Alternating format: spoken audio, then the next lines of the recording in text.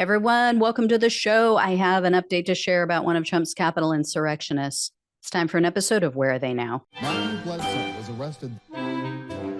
Patrick Montgomery was in court. Jonathan Manapa will stay in federal custody.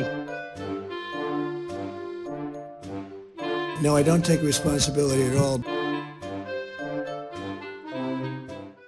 So 41-year-old Tina Logsdon and 58-year-old Christopher Logsdon are a married couple from the state of Illinois. They were seen on surveillance video entering the Capitol. They entered through a door that had already been breached, and they were chanting along with other members of the mob, and they raised their fists in solidarity while facing the police, so they knew the police were there. The Logsdons also made their way through various areas of the Capitol, including the lobby near the Speaker of the House's office. And of course, they shared videos of their crimes. Christopher was seen and heard saying on video, quote, "I'm doing video. Welcome to the Capitol, folks. We just stormed it." And then Tina stated, quote, "We took the Capitol. We stopped the vote. Trump 2020, you guys." So that's the death knell right there. When you admit that you did it to stop the vote, that's what does you in. And she was pretty vocal in the lead up to January 6th as well. Tina posted on Facebook calling for civil war. She called for Biden to be murdered, and she referred to him as a pedophile. Funny that she voted for, though, and is now going to jail for an accused pedophile. You know, I think instead of shooting someone on Fifth Avenue, as Trump said, I guess it's more like Trump could allegedly rape a 13-year-old child at Epstein's New York mansion and he wouldn't lose any voters. Anyway, after the Capitol attack, Tina admitted to her crimes on Facebook. On January 7th, she wrote, quote, "It was Trump supporters who stormed the Capitol. I was one of them.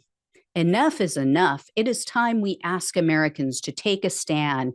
And what better way than to clean house?" She later posted, quote, "Yes, we stormed the Capitol. We tried to do it peacefully, but they wouldn't listen. Maybe now they will." How do you peacefully storm a building? So the Logsdons were officially arrested on March 31st of last year, and they were each charged with entering a restricted building or grounds, 2 counts of disorderly conduct, and parading in a Capitol. During their arrest and the search of their home, the Logsdons voluntarily spoke with FBI agents, and Christopher admitted to seeing Trump's mob pull down barricades on the Capitol grounds. He also said that they used one of the barricades as a ladder. He admitted that they did that to reach the second floor of the building. Tina admitted that it was her idea to enter the building, but she said that she didn't think that what she did was wrong. But in July of this year, both Christopher and Tina pleaded guilty to the parading charge. They were each facing up to 6 months in jail, 5 years of probation, and $5,000 in fines. The prosecutor, however, requested only 45 days in jail for Tina, 30 days in jail for Christopher, and then they asked for 3 years of probation, 60 hours of community service, and $500 in restitution for each of them. The defense asked for probation only, of course, and Tina said that if she was to be sent to jail, she would gladly accept a longer sentence if the judge would let her husband off, if the judge would allow her husband no time behind bars.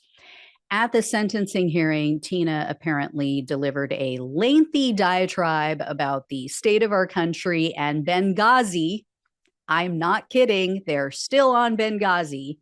But she said that she has, quote, "no ill will toward any of our government." She just wanted Biden to be murdered, but no ill will. No hard feelings. So U.S. District Judge Thomas Hogan presided over the Logsdons cases, and he told Tina that he was, quote, "sorry that you have such a depressed view about our country and somewhat not in accordance with the evidence."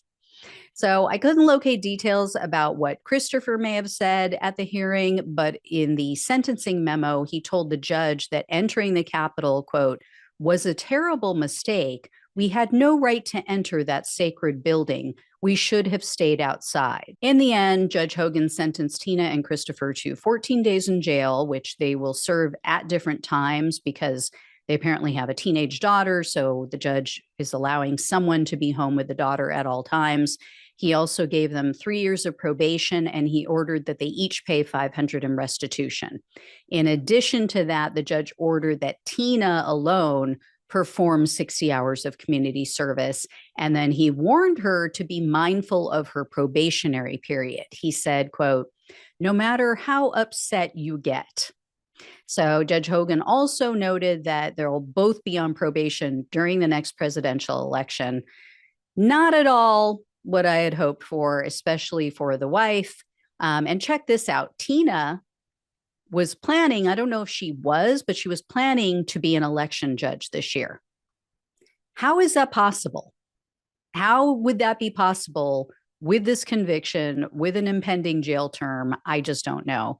I wouldn't trust this woman within a million miles of a ballot, not with the violent threat she made and the fact that she still clearly doesn't get it. She still clearly does not understand that she was duped.